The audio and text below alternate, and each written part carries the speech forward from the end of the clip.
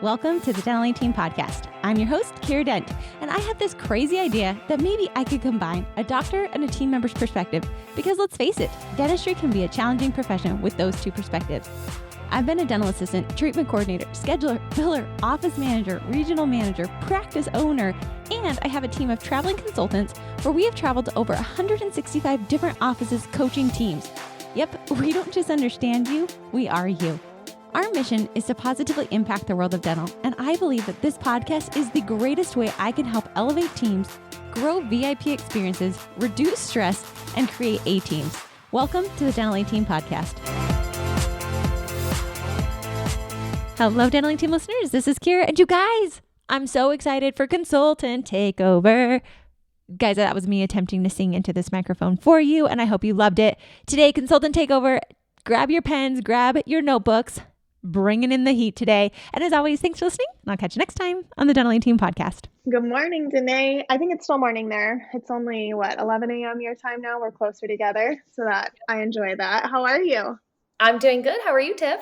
I'm good. Thank you. Thank you so much for, it's bright and early my time. It's 9 a.m. I consider 9 a.m. bright and early in my world, 11 a.m. in your time. So thank you for giving me this time this morning for podcasting with me. I love podcasting with you. I know I say it often, but I just love the way your brain works. So I strategically go through and I pick topics for each consultant. And I definitely strategize which ones I'm going to do with you compared to which ones I'm going to do with anybody else, because I like to see how your brain works on different things. So thank you for that. Thank you for always asking the questions, for being Denae every single time, for showing up exactly how you are, because that's why we love you and we love having you on this team. So let's get started. You ready? I'm ready. Awesome. Okay, Denae, today I have our topic is interviewing, and we're starting off in a new year, right? New year, new you, new office. And we thought it would be great to start out January with really looking at hiring, onboarding, how to create that culture within the practice, and really start to prioritize the team and prioritize how you're bringing on new members to the team. So I thought interviewing would be a great podcast. I get a lot of questions from a lot of clients all the time about the types of interviews. What should I be asking? What should this look like? So I thought, wow, I think a podcast around this would be fantastic. So Denae, what are your feelings on interviewing just in general? Like, how much do you love interviewing? How much do you hate interviewing? Like, what are your coming from management experience ideas on interviewing? So I would say when I first started, I hated interviewing. And truly, I hated interviewing because I didn't know how to do it. I didn't know what questions to ask. I didn't know really what I was looking for. And so once I finally got to the point where I was confident in the candidate I was looking for, I knew exactly who that person was and what I could offer them, I suddenly started to love it. But before then, I hated it because I didn't know what I was doing. I didn't know who I was really looking for, and I was just trying to fill a hole. Yeah. Yep. I totally agree. I remember I was thrown into management. Like, I think they did the best that they could with what they had, and the amount of time that they had, excuse me, to train me how to do management. But I remember my manager at the time being like, all right, Tiff, this is it. You're going to interview these people. I need you to hire a dental assistant. And I was like, what in the world? Like, I hadn't even interviewed myself anywhere. Like, I had not been interviewed in, probably 8 years at that point. Like, I had been with this practice for a while. So I hadn't been interviewed. So I'm like, what do you mean you want me to do interviews? And I was just so scared. And I hired some amazing people, and I hired some people that were definitely not fits for our practice that have done and excelled in other practices all over the place in the Valley. But hiring was really overwhelming, and it was scary because it's like you sit there thinking you're making the best decision possible, but what if it's the wrong decision? What if you bring somebody on and they hate it, or you hate them, or the team just hates all of it? And it's so much pressure trying to figure out who's the right fit for this position that you're trying to fill. And Denae, to your point, I think one of the biggest struggles with interviewing and finding the person to fit the position is that I don't think everyone, and I know I surely didn't go into it, like you said, knowing what we were hiring for. Like, not only do I not know how to hire or the right questions to ask, but I also wasn't quite sure the position that I was hiring for. I was kind of like in that space of building things around the people that I had. And I struggled with hiring for a long time. So the interview process was like, what are your hobbies? Like, where do you live? Like, it was very surface level. And we had to get through a lot of people that weren't the right fit to find the people that were a fit, because we weren't sure how we were supposed to fill that position, because we didn't know what the position was. So I know, Denae, you and I have done some podcasts on it, actually, specifically. I know I've done a couple with Dana too, like really looking at what the positions are and filling the positions and not building positions around people. So I think the crew here, listeners, like if you haven't listened to those, go back and listen to them. If you're to this point in our podcast and we're to the interviewing level, I hope that you've listened to those and you at least have an idea wrapped around who you're hiring. Because like Denae said, it's much easier, I think, Denae, to go in and say, these are the things that I need from this person. This is what I want them to look like. This is how I want them to act. This is the culture of my practice. Does this person fit those things? Because the most amazing person, I've experienced it, or the most amazing person walks through the door. I have practices that call me all the time and they're like, Tiff, she's great. She's so amazing. She has so much experience, but she just doesn't fit these pieces, or she's going to be an awesome TC. And I'm like, well, a treatment coordinator would be fantastic, but are we hiring for a treatment coordinator? Are we hiring for a scheduler or a dental assistant? Sometimes people call Denae and I'm like, we were hiring a dental assistant. So now you've got a TC that walked through the door and you're like, well, maybe I can put somebody else in the dental assistant. And Denae, as you're interviewing those pieces and you see people like that come through, or your clients, I know you've got plenty of clients that are hiring right now too. They're calling you all hours of the day. How do you work through that and really help them to see and guide them to see that while this person might be fantastic and have experience for a position that could be really cool, if that's not the position we're hiring for, what do we do with that information? Like, what's your suggestion? Yeah. If it's not the position that you're hiring for, I definitely recommend stay in contact with them. Reach out to those candidates. Make sure that they know that when you do have that position open up, that you'll reach out to them, that you're going to give them a call. But randomly check in and say, hey, I still don't have a position open, but just wanted to see how you were doing. Keeping a really close relationship with those strong candidates in your area is going to help you fill those openings when they do come up in the future. Yeah, I love that. I love that, because there's so many times I think that we get into, like, we went into it with the right mindset and we're like, we're going to hire the right person. But then this unicorn comes across our laps and we're like, okay, now I'm in scarcity mindset because I don't want to lose this person, right? I don't want this person to walk away from me.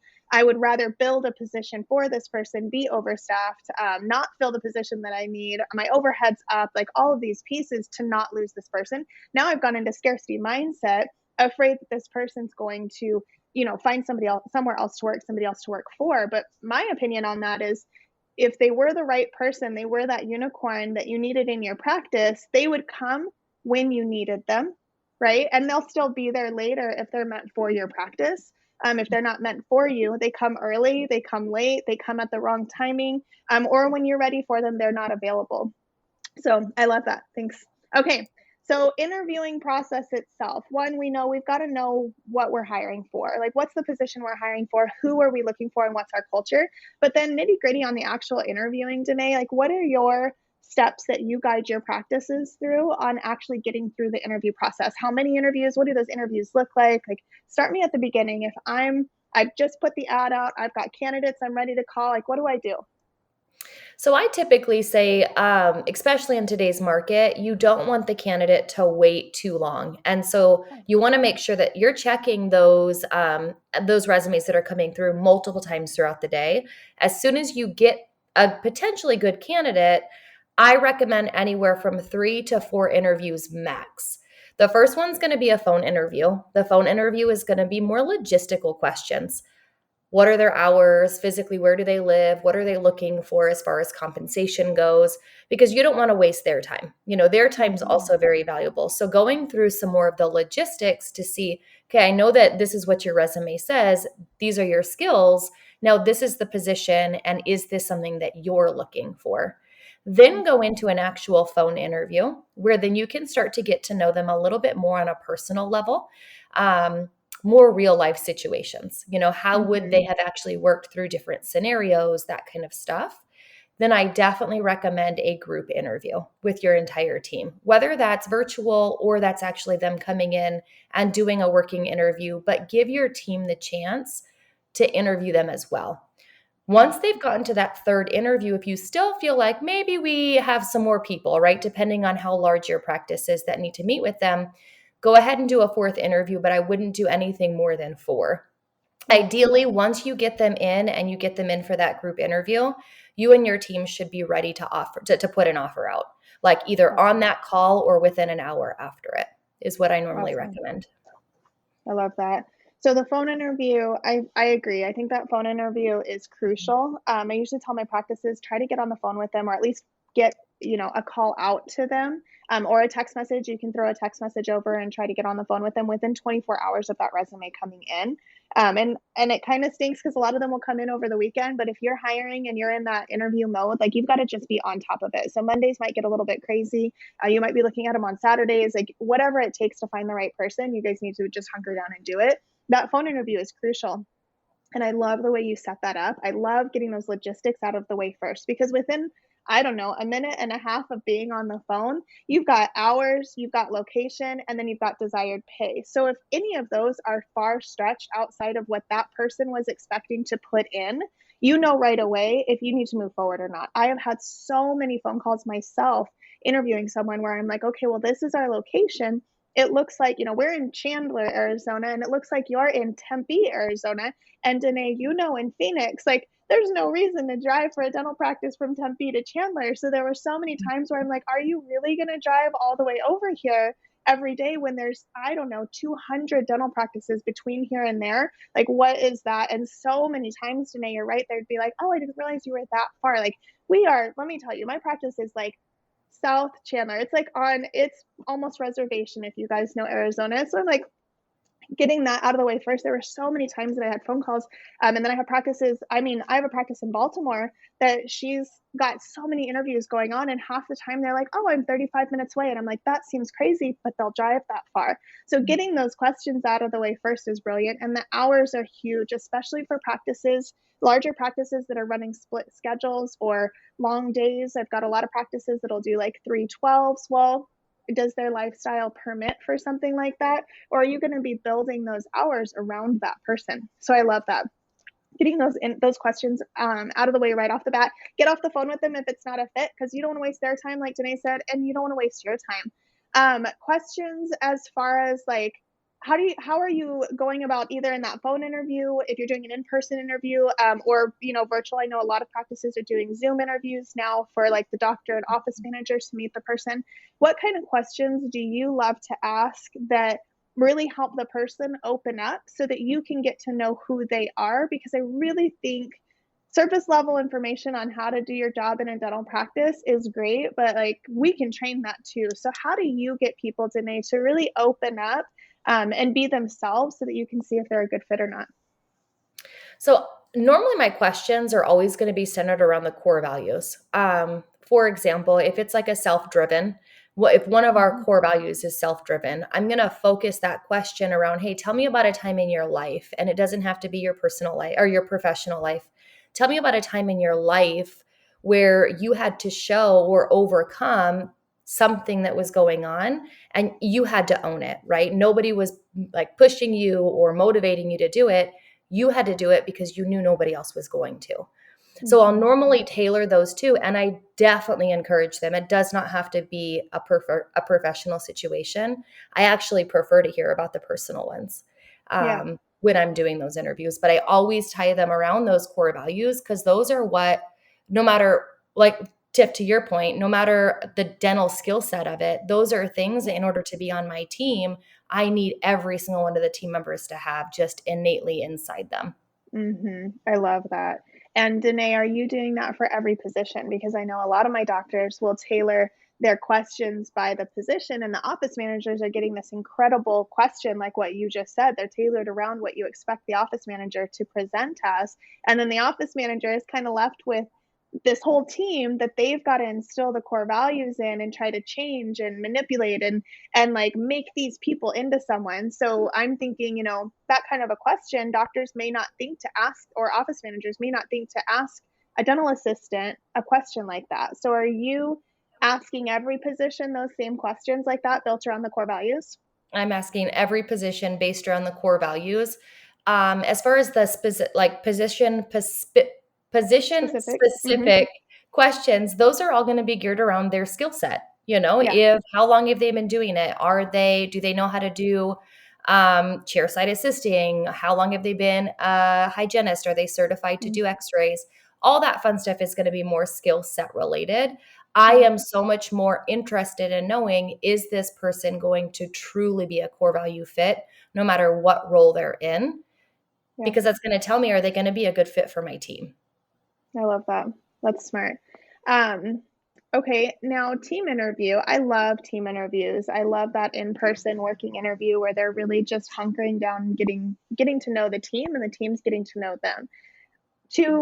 There's two pieces to that I want to chat around because I don't think everyone's doing team interviews. Another way we call them team interviews because I think the team needs to interview them. They need to interview the team, but they're also called working interviews. I think we used to do working interviews like no ifs, ands, or buts. Everybody got a working interview, but then the hiring game kind of changed, and we're hiring a lot quicker than we ever did before. I don't think we're always making the time for the team interviews. So, a couple of things, Denae. First question, how do you prep a team for a team interview? How do you prep a team for the person coming in so that you don't have biases, right? With that person coming in. I don't want them to know too much, but I don't want them to know too little. I really want to get their opinion. How do you prep a team for that team interview, for that person to be coming in? What is your suggestion? So I actually don't recommend that you give them any of their background. I want the team to go to them and ask them, get to know them. What is their background? How long have they been doing dentistry? Have they always lived in the area? I want them to go and get to know them on a one-on-one level. If you're doing like a front office position, then maybe you could do a little bit of role play. You can encourage them, hey, here's a scenario. We've got a patient on the phone. They've got some questions about insurance. Maybe do a quick role play with them to see how would they respond. So there are some skill things that you can throw into it.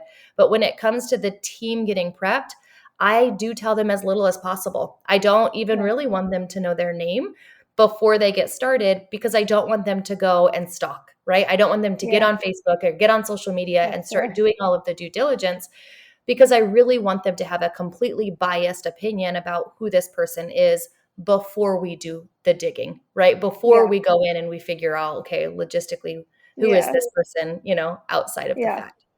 Yeah, that's smart. So it's just like Joanna's coming in on Tuesday at 11 and she'll be here for 2 hours.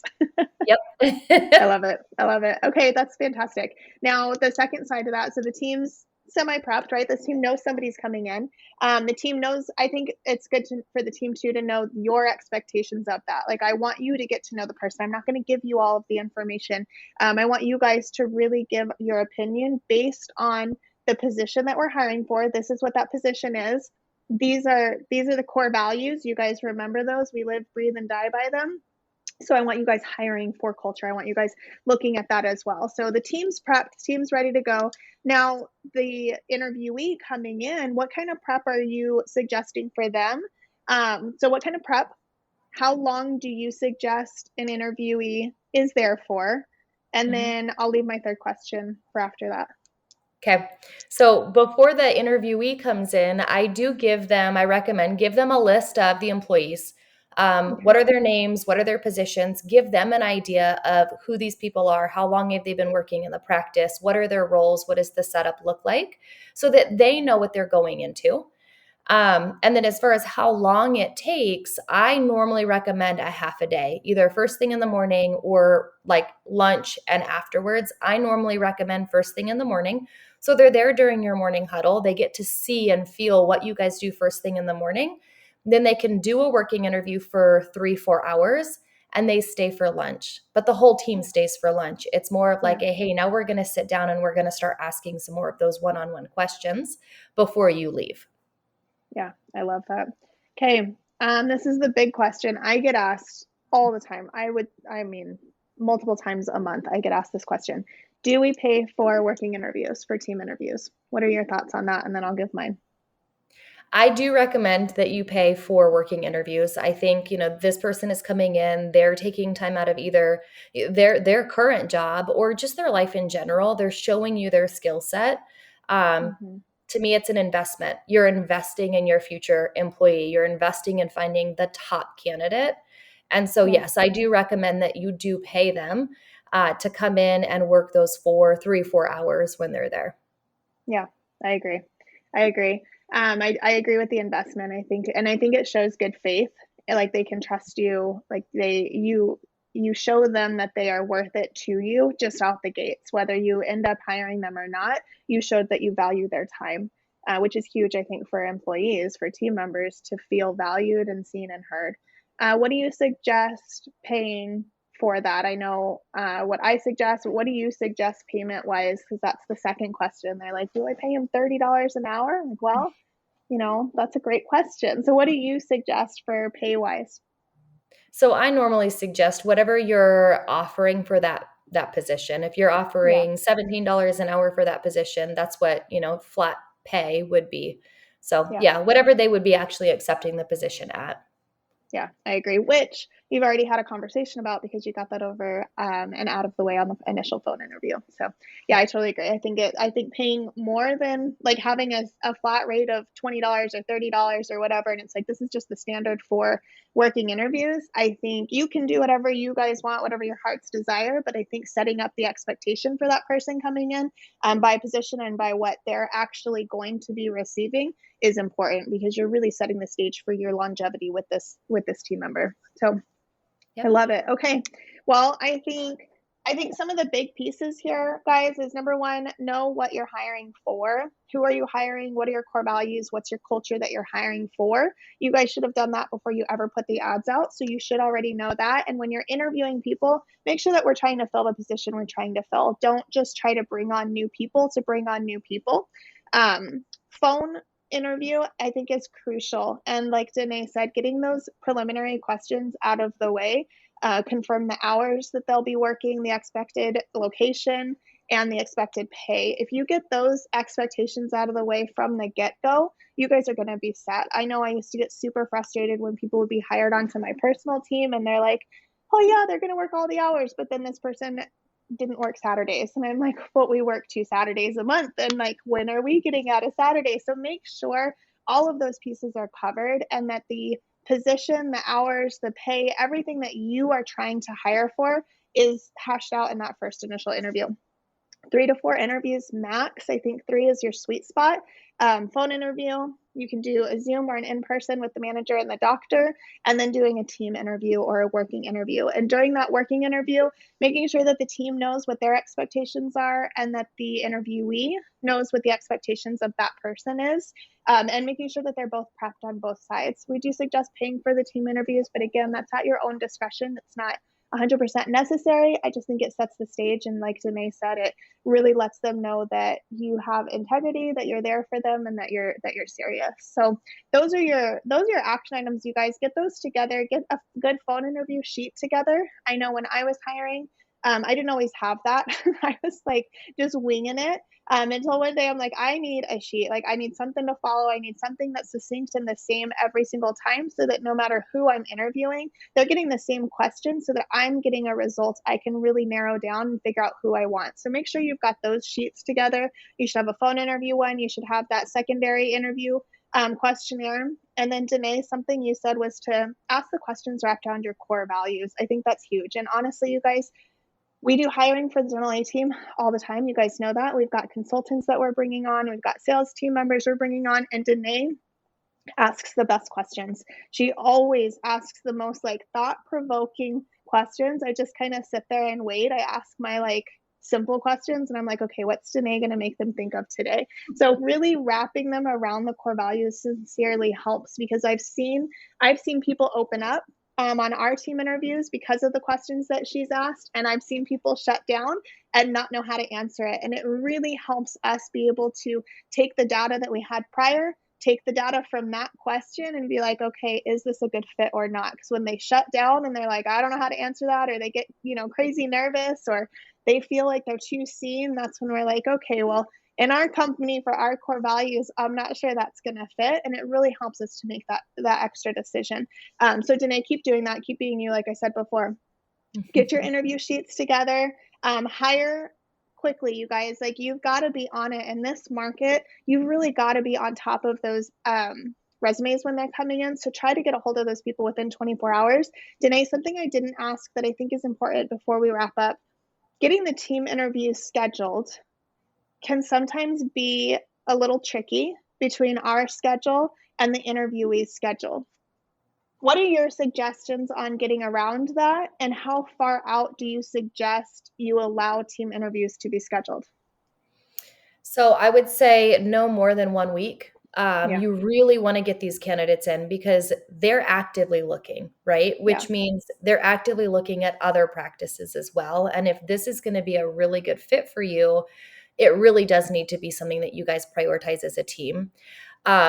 Great way to do it is assign one person for them to shadow. So instead of trying to make it work for every single person that's in the practice, really find one person that they're going to be able to shadow. And I promise you, it's going to make it a lot easier to figure out where you're going to be able to make that work within the next 4 to 5 days. I love that. Okay, good. Sweet. So within 1 week, I totally agree. I think anything further than that, you're still going to have to wait for a 2 weeks notice typically. So we're wasting a lot of time in between, and there's other candidates that you could be interviewing and other places that they could be interviewing. So get it done quickly. All right, guys, you've got all the tools. Go start interviewing. Let us know the successes. I think you walked away with some amazing tips today, Denae. Thank you so much for all of your knowledge, your wealth of knowledge. I know you've done a ton of interviewing in your positions within the practices, and I know you've actively helped your practices, your consulting now, do interviews, whether you've interviewed the candidates or walking them through it. So I knew this was a really great one for you. I appreciate your time today. And you guys, go rock it out. Let us know how it goes. Drop us a 5-star review. Let us know how this interview process works for you. And again, I always tell you guys this, but when you drop us that review and you talk about the content within this podcast, it helps other people to see, is this valuable content within this podcast that is relevant to my needs? So drop that information down there. We truly appreciate it. And the people who are listening after you appreciate it as well. You guys, go rock out an awesome day. We can't wait to hear from you. And that wraps it up for another episode of the Dental A Team podcast. Thank you so much for listening, and we'll talk to you next time.